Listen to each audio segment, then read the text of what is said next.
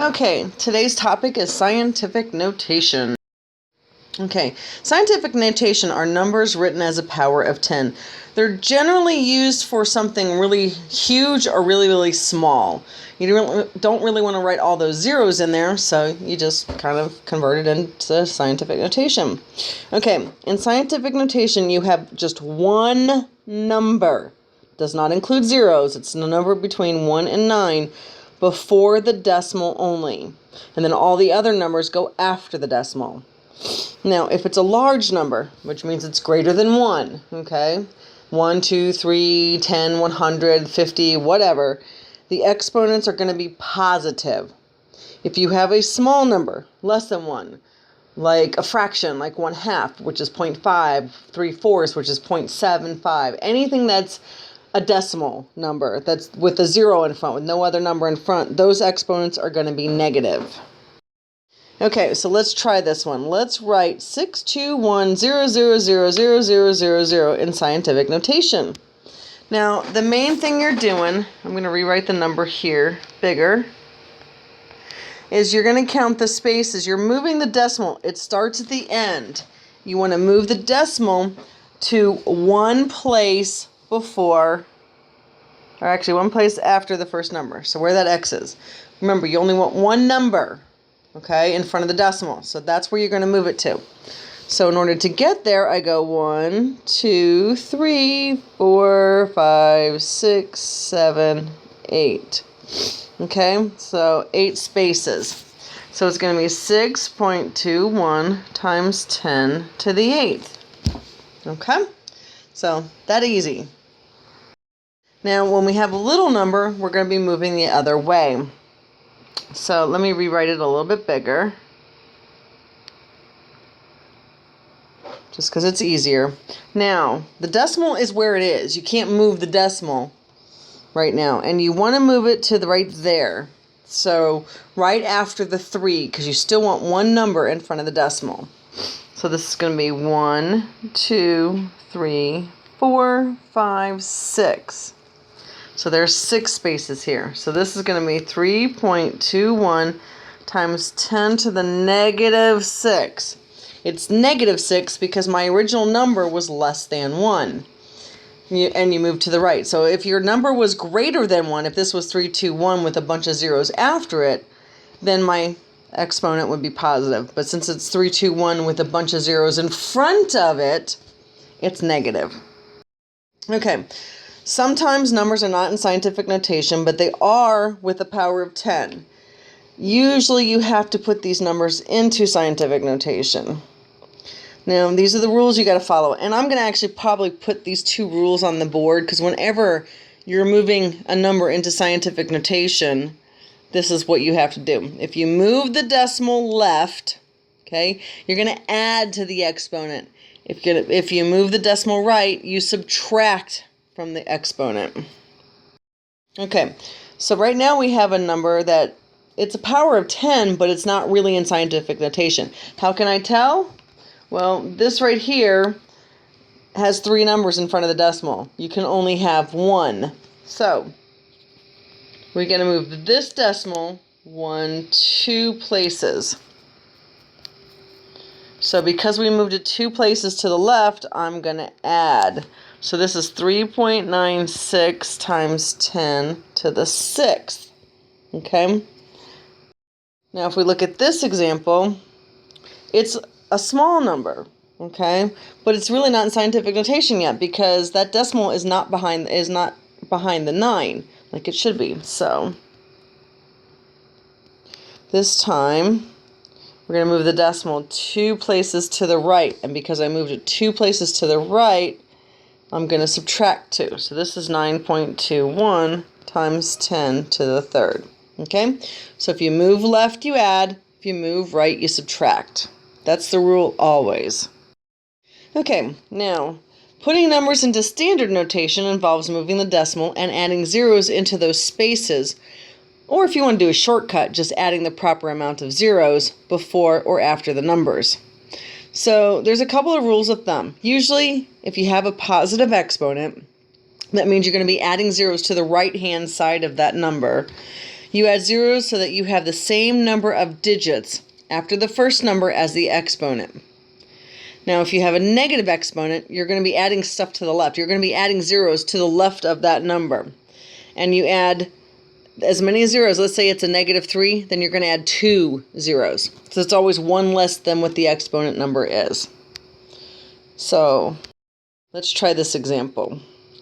Now, using my rule of thumb, we're going to have a 6. Now, because that exponent's a 5, we want 5 digits after the 6. Well, 2 of them are not going to be zeros.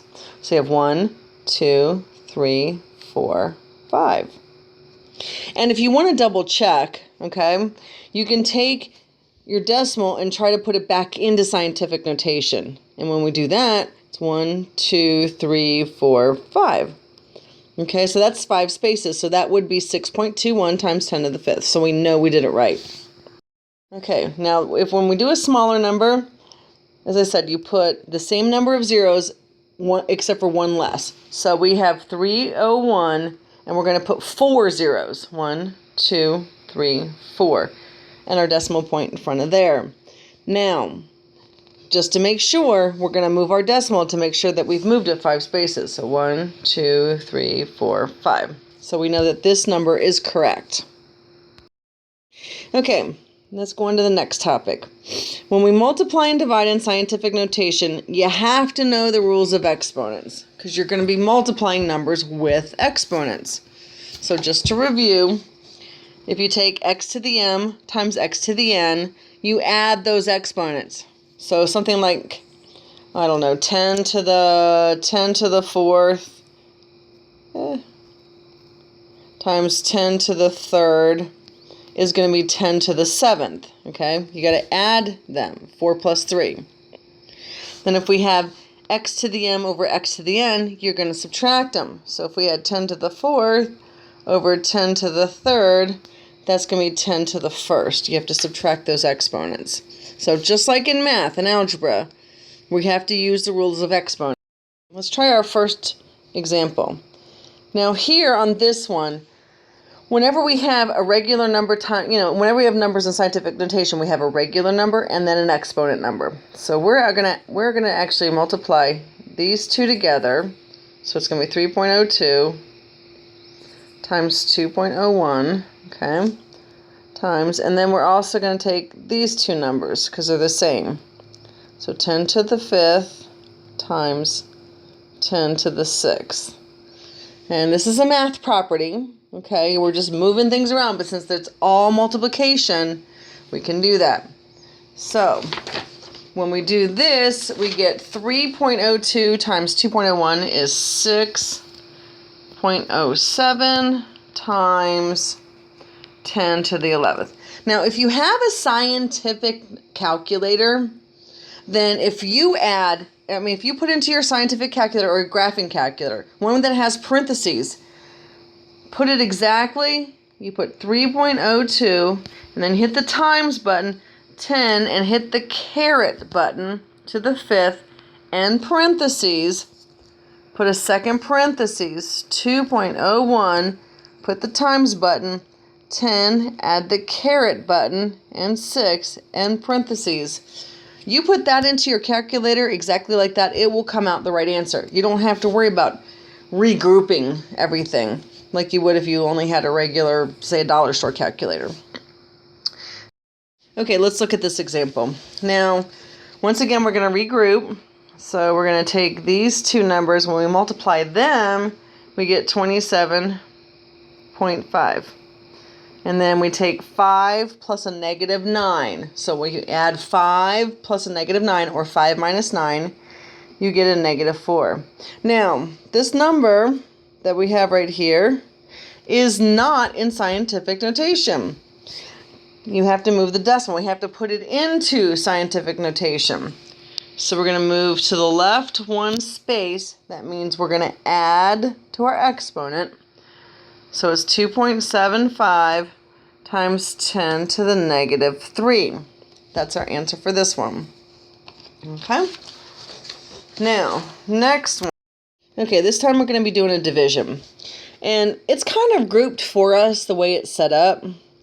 because we are going to do this division and then this division.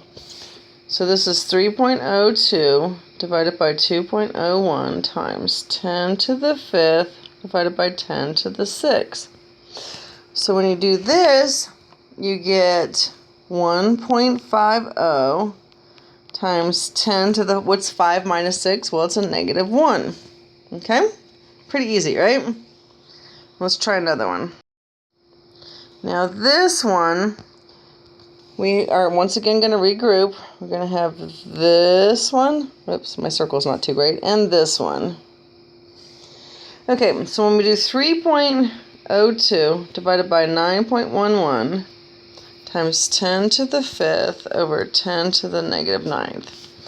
Now when we do this, 3.02 divided by 9.11 gives us 0.332 times 10. Now it's 5 minus a minus 9. So it's 10 to the 5 minus a minus 9.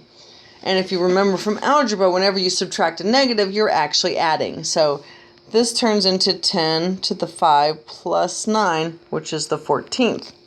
Now, this number still is not in scientific notation. So we're going to move the decimal to the right, and then we're going to subtract 1.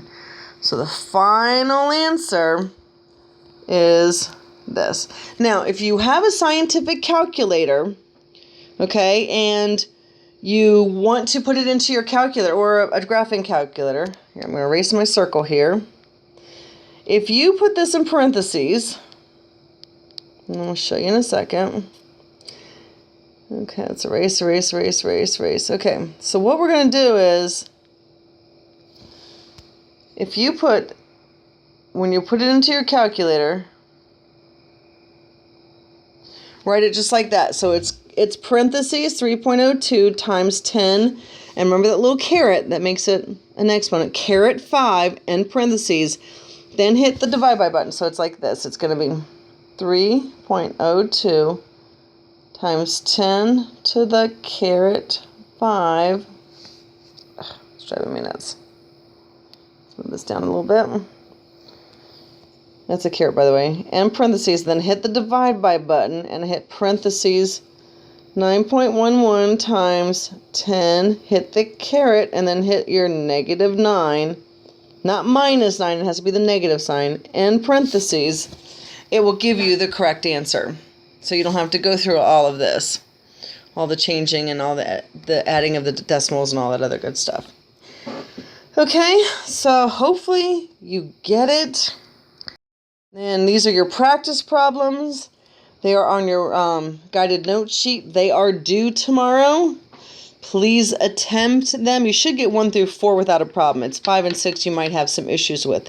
And if you still don't understand how to put it into your calculator, I'll go ahead and do that for you. I'll show you on the board. And I'll use my graphing calculator to illustrate so that you know what to do. Okay, so everybody have a good night and have fun. Bye.